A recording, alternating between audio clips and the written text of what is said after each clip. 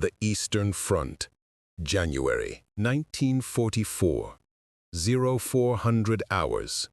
The temperature is 30 degrees below zero. A cold so profound it feels like a physical presence, a predator hunting in the darkness. Here, south of Leningrad, in the shattered remnants of what was once a village, the men of the 227th Infantry Division are not fighting for Germany, not for ideology, not anymore. They are fighting for the next breath, the next sunrise, the next moment of reprieve from a war that has already consumed them. They are ghosts in gray wool, and they know it.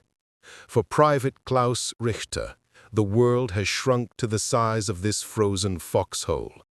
For 17 months, he has survived. He survived the summer offensive of 42, the frozen hell of the Demyansk pocket, and the grinding, anonymous slaughter of trench warfare. But survival is no longer a matter of skill or courage. It is a matter of statistical impossibility. The Red Army, a relentless, vengeful tide of men and steel, is massing for a new offensive.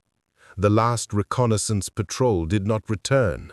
The supply trucks are sporadic, bringing more ammunition, but never enough food, never enough hope. And the artery that connects them to home, to life itself, is narrowing to a thread. The men in this trench are trapped, not just by the hundreds of thousands of Soviet soldiers preparing to erase them from the map, but by their own command. An order, crackling over the field radio just hours ago, has sealed their fate. It came from a distant headquarters, a place of warm maps and hot coffee, a place that had condemned them to death. Order from Army Group North, effective immediately. All positions are to be held to the last man and the last bullet. There will be no retreat. I repeat, no retreat. Any soldier found abandoning his position will be subject to summary execution. The Führer expects your sacrifice. Ends. The last man, the last bullet. It was not a strategic command, it was a death sentence. For Klaus, the equation was brutally simple. To obey was to die. To retreat was to die.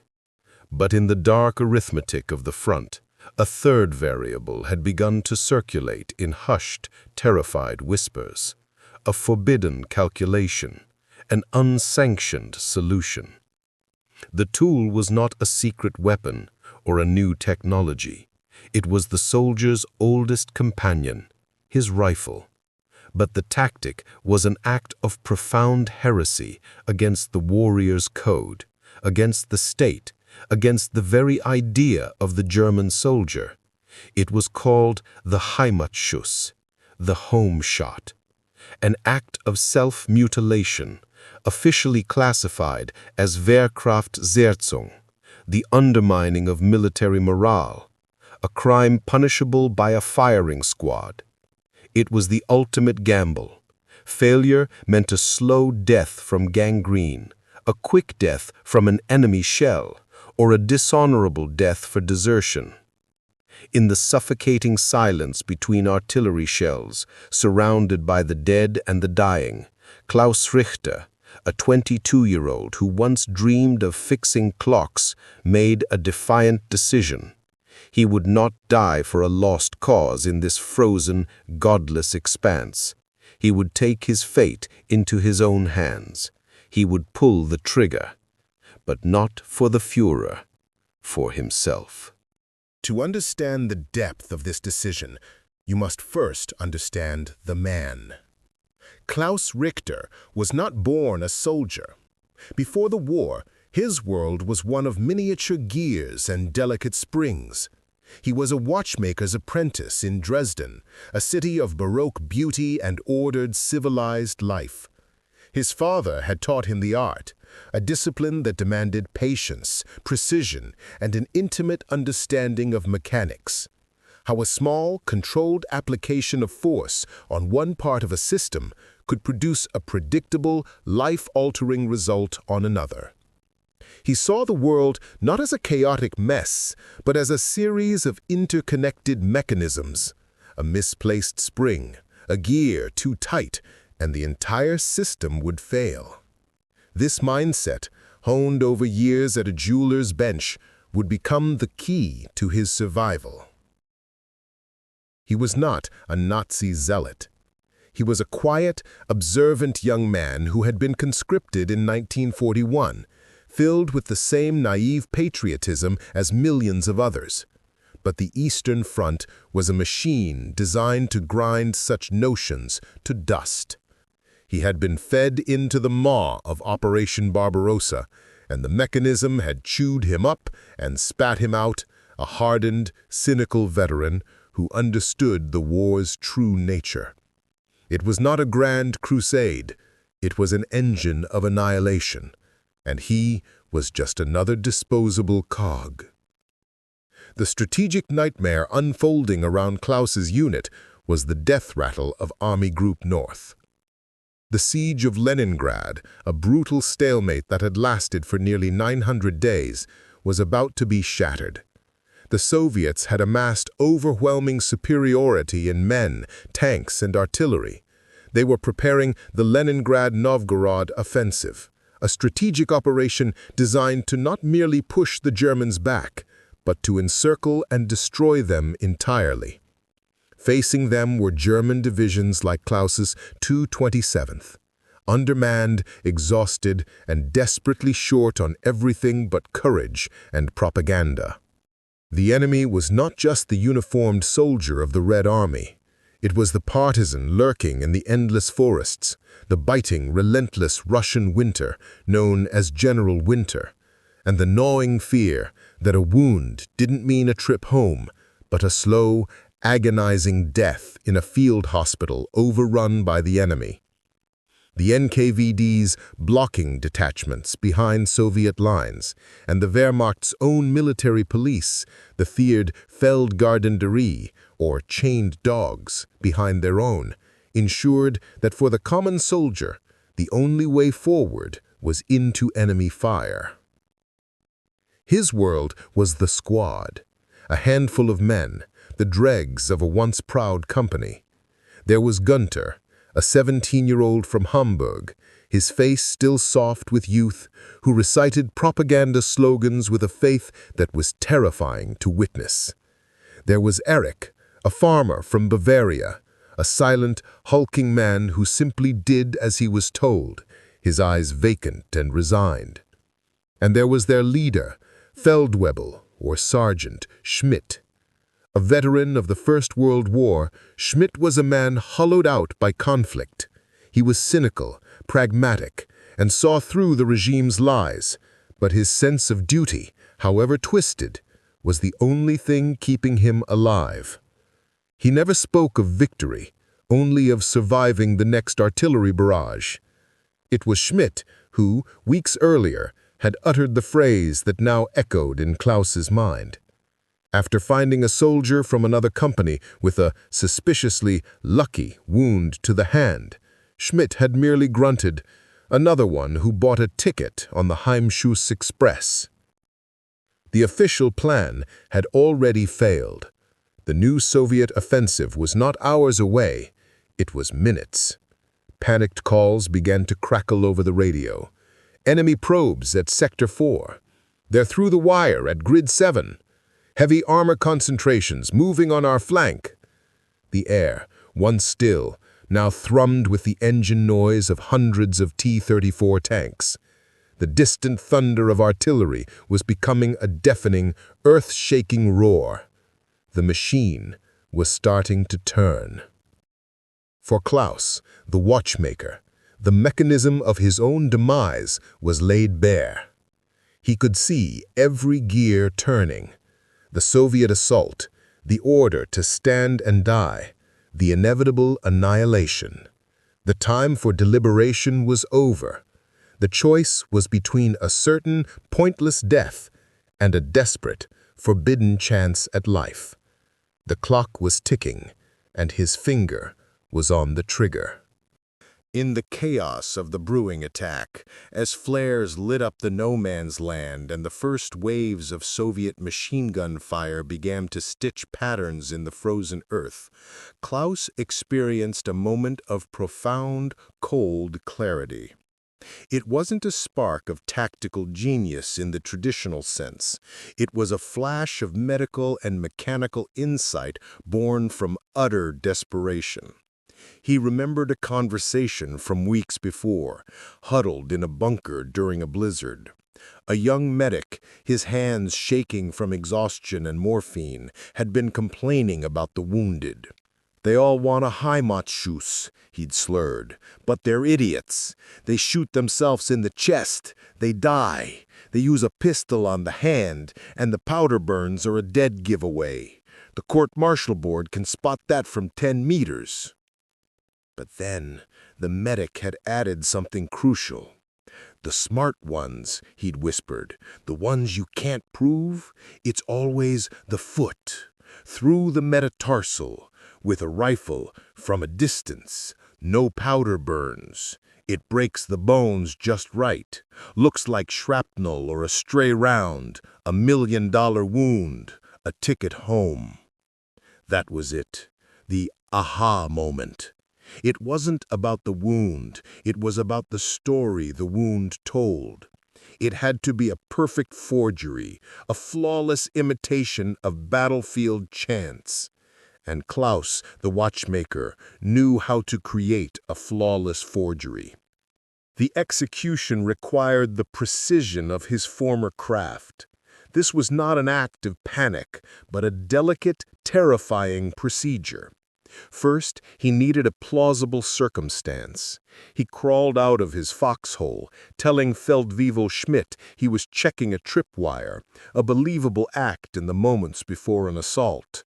He moved to a small shell-shattered copse of trees 50 yards behind the main line, a place where a man could conceivably be hit by stray long-range fire.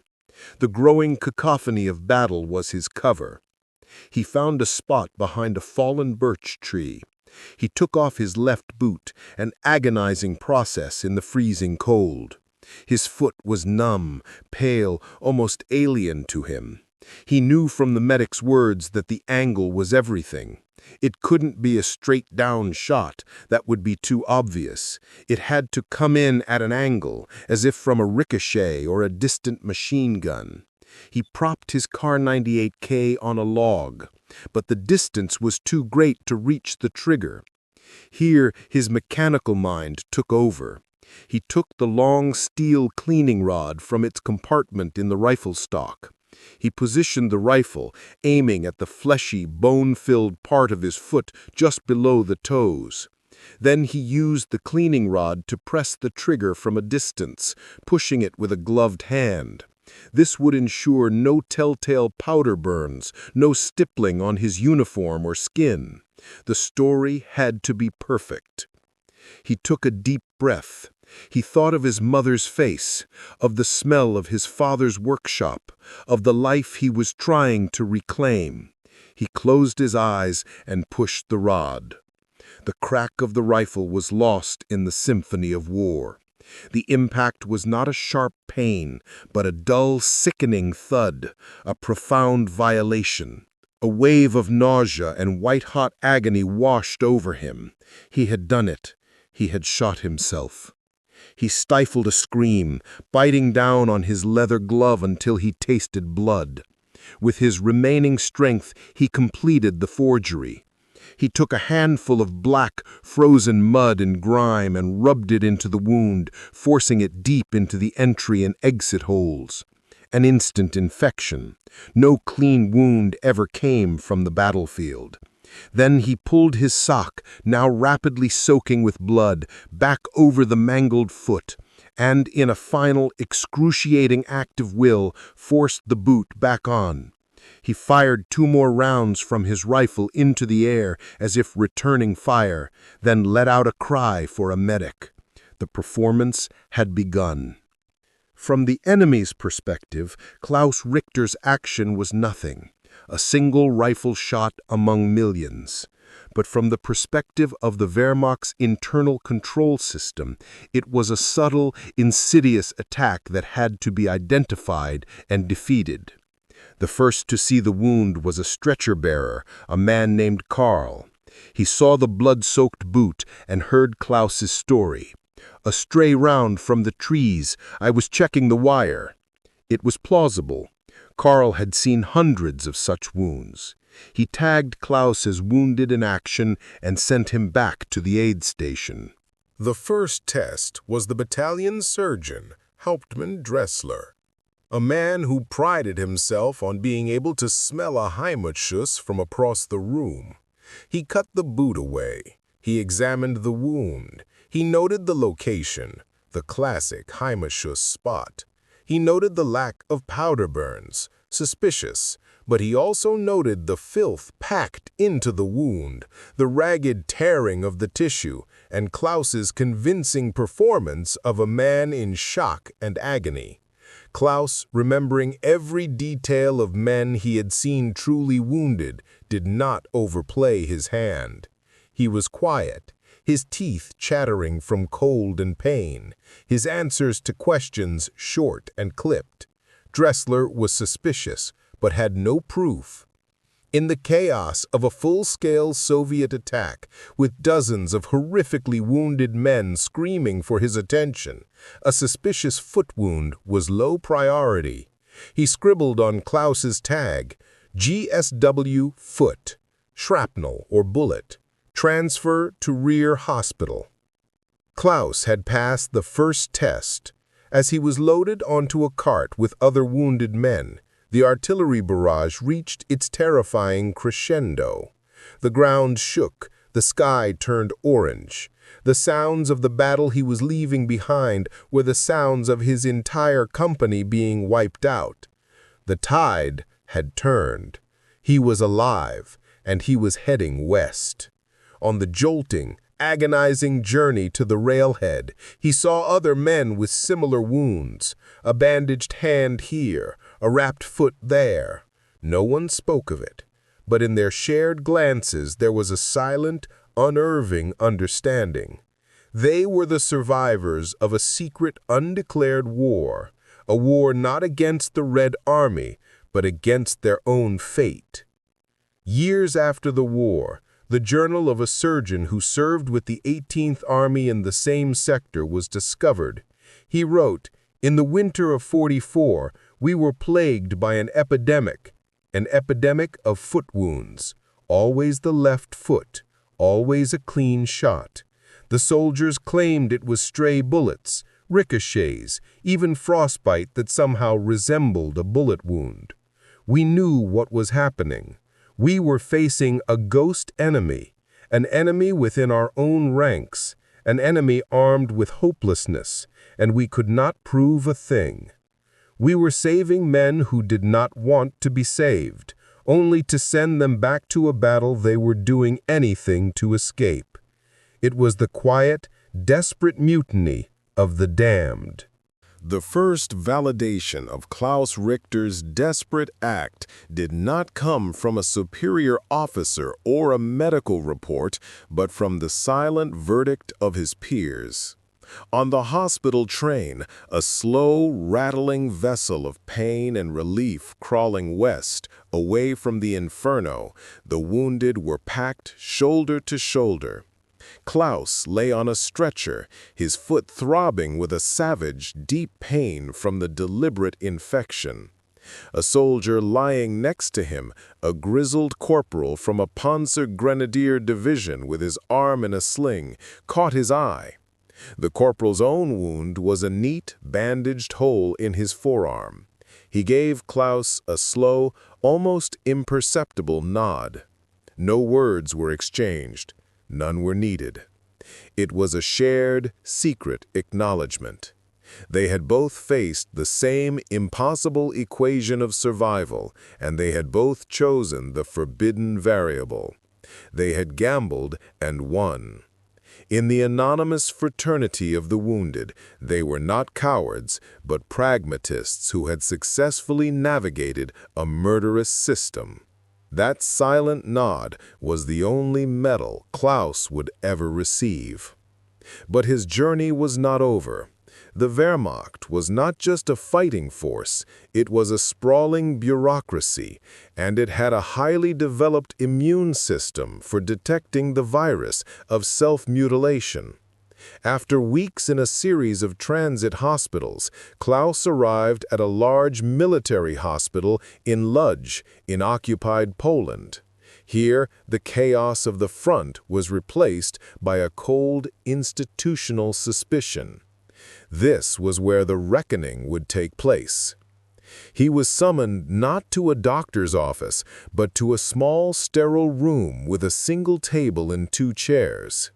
Seated at the table was a Hauptmann, captain, from the Feldgendarmerie, the military police.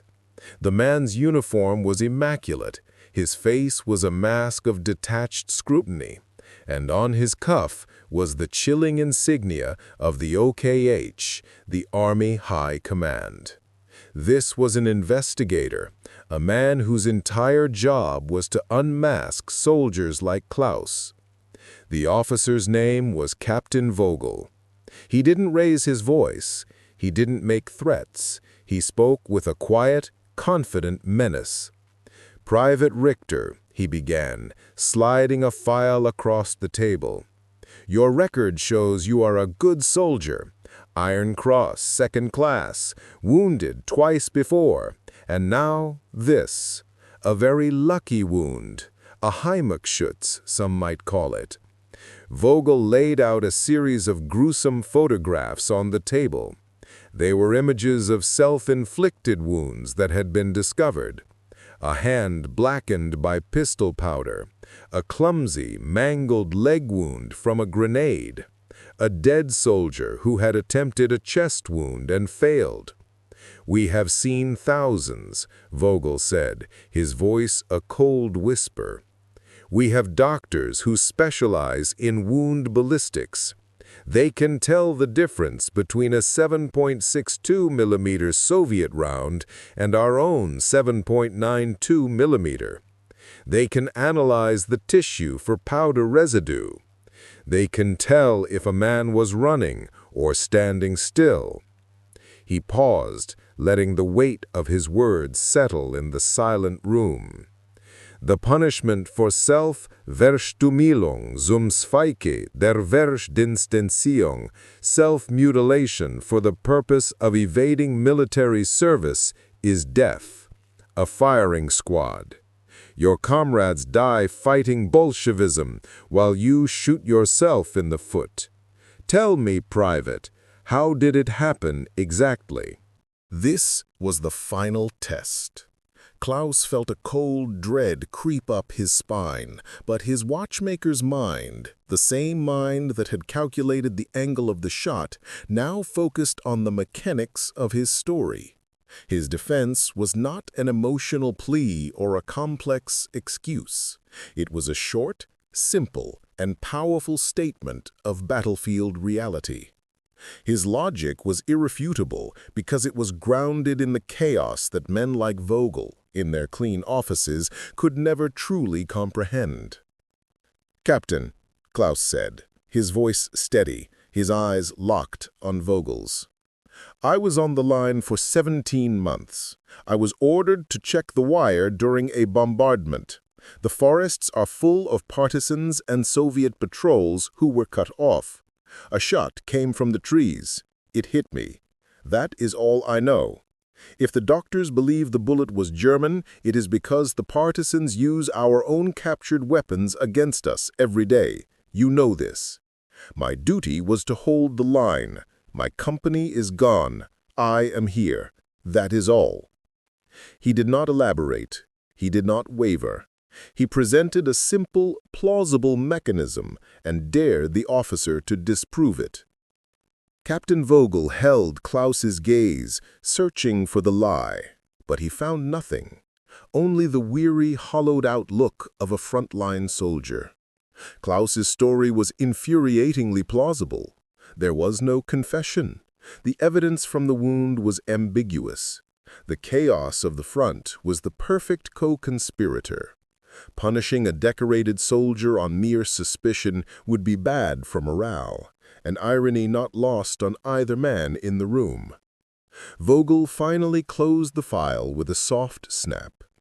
"Your wound is severe enough," he said, his voice laced with contempt.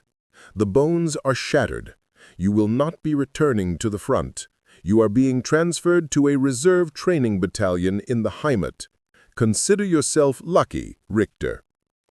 He was vindicated, not with praise, but with a bureaucratic stamp on a piece of paper. The system had failed to convict him, so it simply moved him aside. His unsung reward was not a medal for heroism, but the quiet, astonishing reality of survival. He was going home.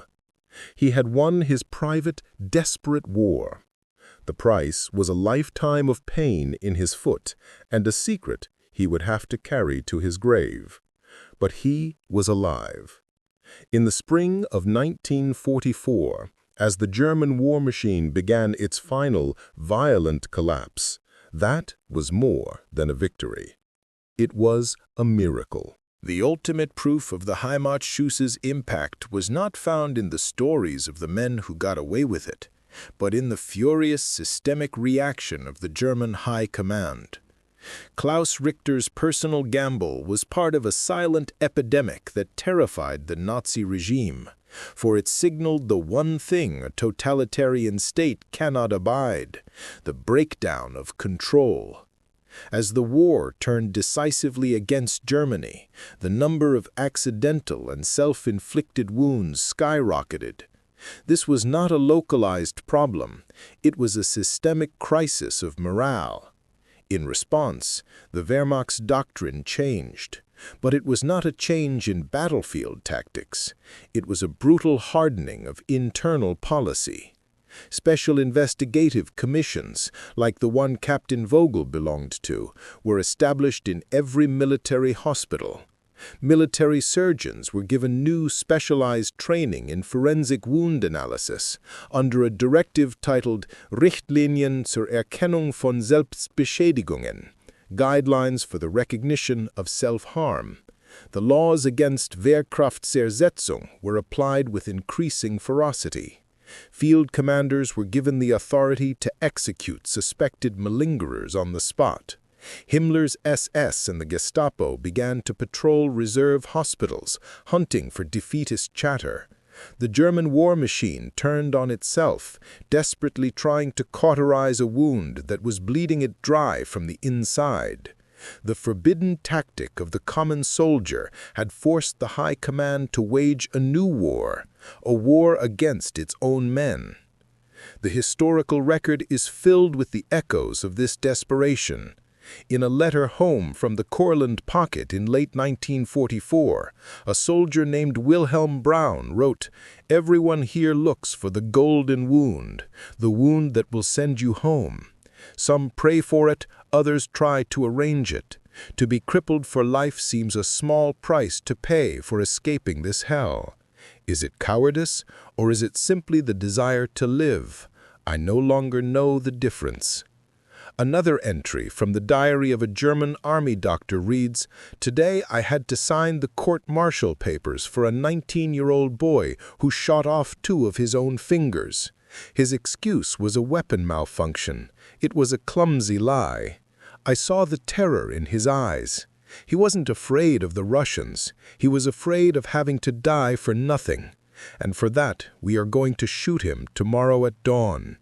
I feel less a doctor and more an executioner." These archived testimonies reveal the profound moral calculus forced upon millions of men, the choice between duty to a doomed regime and the primal duty to oneself. For the survivor, the man like Klaus Richter, the quiet return to civilian life was its own form of exile. He returned to a home that no longer existed, a city of rubble, a nation in ruins. He went back to his old trade, his skilled hands now repairing the broken clocks of a broken country. But he never spoke of the war. He never told his wife, his children, or his friends about the battle he had won. His limp was a permanent reminder of a secret he could never share. To admit to the Heimatschuss would be to confess to a truth that post-war German society, struggling to create a new identity out of the ashes of the Third Reich, was not ready to hear. The myth of the clean-fighting, honorable Wehrmacht soldier had to be maintained, and there was no room in that myth for the man who had shot himself to survive. His heroism, if it can be called that, was a deeply private one, buried under layers of silence and shame. Decades later, in a late-life interview, a veteran of the Eastern Front, a man who had lost a leg in the final battles for Berlin, was asked about the Heimatschuss. After a lengthy silence, the old man looked at the interviewer, his eyes filled with a distant, haunting memory, and he spoke the essential truth of the matter. "You must understand," he said, his voice a frail whisper, "when your government orders you to become a pillar of a burning house, it is not an act of treason to want to be the one brick that falls safely to the ground." The Heimatschuss was the German soldier's final desperate whisper of dissent in a regime that demanded his total silent annihilation. If you found this story of unsung heroism as fascinating as we did, be sure to subscribe to WW2 Explained and join us as we continue to uncover the secret history of the war. Let us know in the comments which unsung hero we should feature next.